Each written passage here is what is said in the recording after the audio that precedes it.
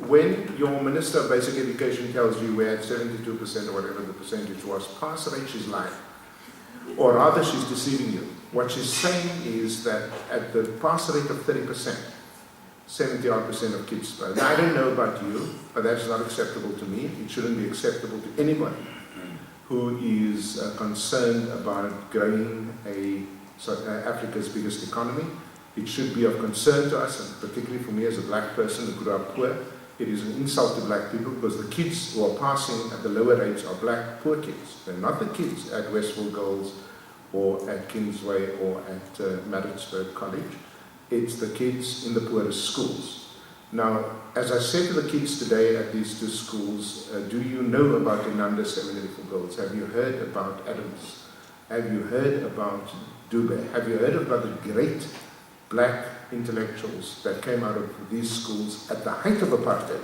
If that was true under difficult conditions, why do we accept this crap in a democracy? So let me show you what the minister doesn't tell you.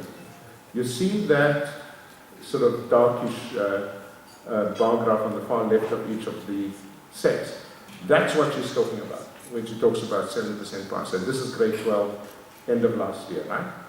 Now, if you did something moderately decent and you said, listen, 30% as a pass rate is ridiculous, let's push it up to 40%. And I'm just using 3 subjects here, which is the life sciences, biology in my day, mathematics, and physical science.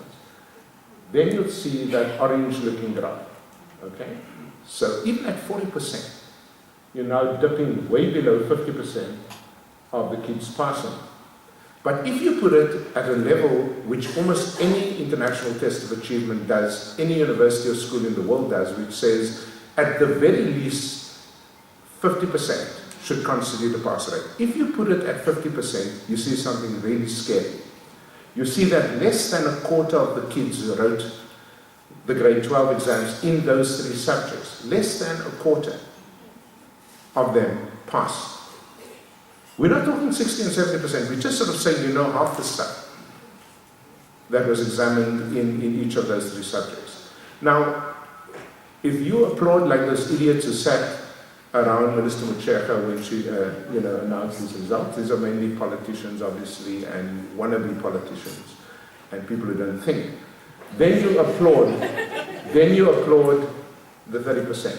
But if you really worry about our country's future, you begin to talk about the greenish thing. And you say, this is unacceptable. And unless there's a movement in this country that says, now I tell you, of course, I understand politics. One of the many things I studied, I was very fortunate.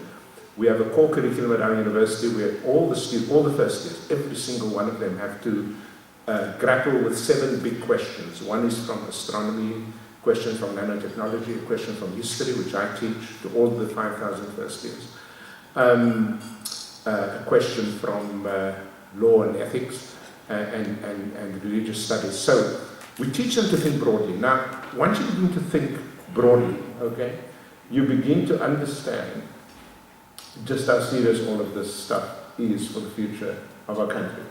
So, who are those kids passing with the green blocks? Obviously, the kids in the better schools. There are exceptions, of course, like Menzies High School. There are exceptions, like Oscar Mapeta High School in Cape Town. There are exceptions, but by and large, the kids who are passing with more than 50% lie. And that is why it is so difficult for us to get good students in the actuarial science or medicine, black students, or the accounting sciences, for the simple reason, not because they're not talented, but they've been shortchanged.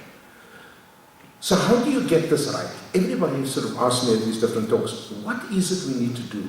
Ladies and gentlemen, it's actually very simple. It's actually very simple. You do the simple things well. You don't do OBE.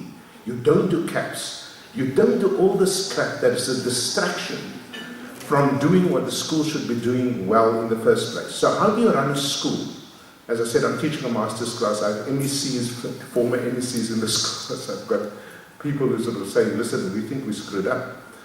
What do you do to get schools right in any country, and especially in this country? The first thing you do, you optimize the use of time.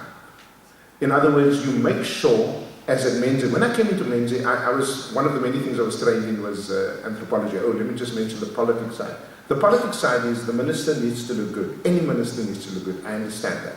So of course you're going to play up that stuff. The problem is, it's not about you.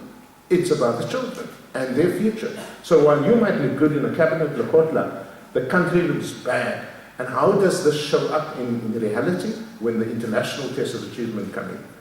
Even the ANAs, the annual national assessments, give you the same results. But when the international tests of achievements come in, where they don't mark by 30% in science, in math, in numeracy, in literacy, in languages, then South Africa is always dead last. We compete with Guinea-Bissau. Have you ever been to Guinea-Bissau? You shouldn't be competing with Guinea-Bissau. Let me just say that. Okay. But we're competing with Guinea-Bissau because when the real tests of what our students know and can do come in, then this deception starts to show up. So I understand the politics of that. And we must decide as a country, do you want short-term gains or do you want to systematically, long-term, build a good education system? But there's something about anthropology that I've also studied which helps me enormously. So when I go into Menzies, the first thing you hear is the noise of the photocopying machine. Over and over. So I'm trying to talk to the principal, but the photocopying machine is running over and over and over again. What are they running off? They're running tests for tomorrow. Every kid does a test. The school closes at 4. Started at 7. They're running tests. Every kid has an assignment overnight. Okay?